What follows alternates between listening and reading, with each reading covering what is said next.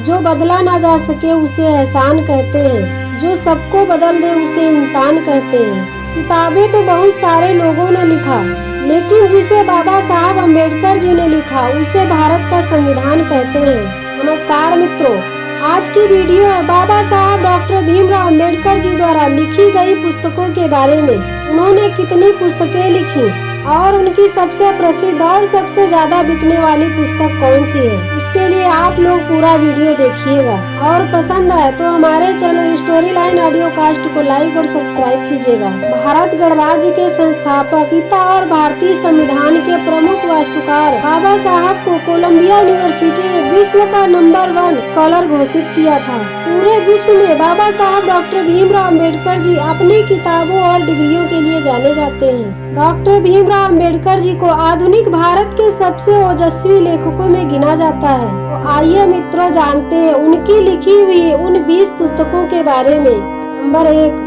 Cast in India their मैकेनिक genesis and development, यानी कि भारत में जाति, उनकी उत्पत्ति और विकास। ये किताब लगभग 36 पेज की है और इसको 1916 में पब्लिश किया गया था। नंबर 2, मूक नायक वीकली यानी मूक नायक साप्ताहिक, यह एक अखबार था और इस किताब में डॉक्टर भीमराव अम्बेडकर जी ने अपने पब्लिश किए गए अखबार के बारे में ही बताया है। ये किताब लगभग 128 पेजेस की है और इसको 1920 में पब्लिश किया गया था। नंबर 3, द प्रॉब्लम्स ऑफ रूपी, इट्स ओरिजिन एंड सॉल्यूशन, यानी रुपए की समस्या, इसकी उत्पत्ति और इसका समाधान। इसी किताब को आधार बनाकर भारत में आरबीआई की स्थापना की गई थी। ये किताब लगभग 339 पेजेस की है और इसको 1923 में पब्लिश किया गया था। नंबर 4, बहिष्कृत भारत, यह भी एक साप्ताहिक अखबार था और इसको 1927 में पब्लिश किया गया था।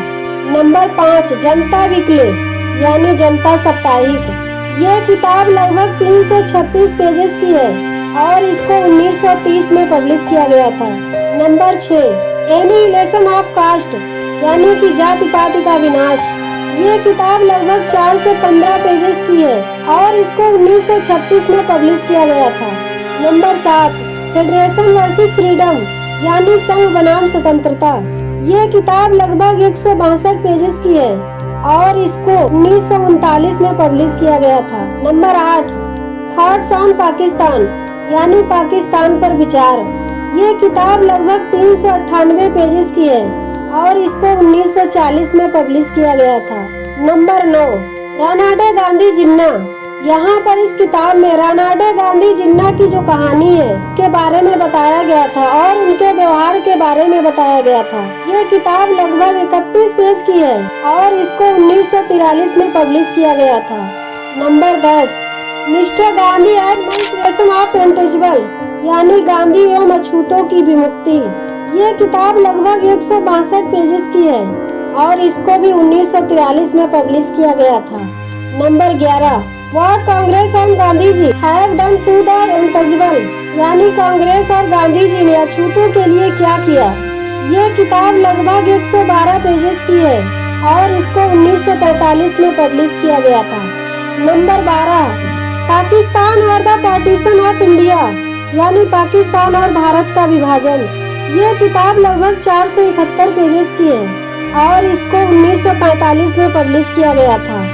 नंबर 13, स्टेट एंड माइनॉरिटीज, यानी राज्य और अल्पसंख्यक, ये किताब लगभग 66 पेजेस की है और इसको 1947 में पब्लिश किया गया था। Number 14, who are the Shudras, यानी कि शूद्र कौन थे। जैसा कि हम सभी जानते हैं कि हमारे देश में पहले वर्ण व्यवस्था थी जिसमें ब्राह्मण, क्षत्रिय, वैश्य, शूद्र 4 वर्ण थे, लेकिन इसमें शूद्र कौन है, इसीलिए बाबा साहब डॉक्टर भीमराव अम्बेडकर जी ने इसी के बारे में इस किताब में बताया है। यह किताब लगभग 181 पेजेस की है और इसको 1948 में पब्लिश किया गया था। Number 15, Maharashtra as a linguistic province, यानी महाराष्ट्राई भाषा प्रांत, यह किताब लगभग 24 पेजेस की है और इसको 1948 में पब्लिश किया गया था। नंबर 16, द अनटचेबल्स अछूत, यानी अछूत कौन थे भारत में, यह किताब लगभग 176 पेजेस की है और इसको भी 1948 में पब्लिश किया गया था। नंबर 17, बुद्ध और कार्ल मार्क्स, यानी बुद्ध या कार्ल मार्क्स। ये किताब लगभग 32 पेजेस की है। इसको 1956 में पब्लिश किया गया था। Number 18, the Buddha and his Dhamma, यानी बुद्ध और उनका धम्म। बाबा साहब डॉक्टर भीमराव अम्बेडकर जी बौद्ध धर्म को मानने वाले थे और इसी के बारे में उन्होंने इस किताब में लिखा है।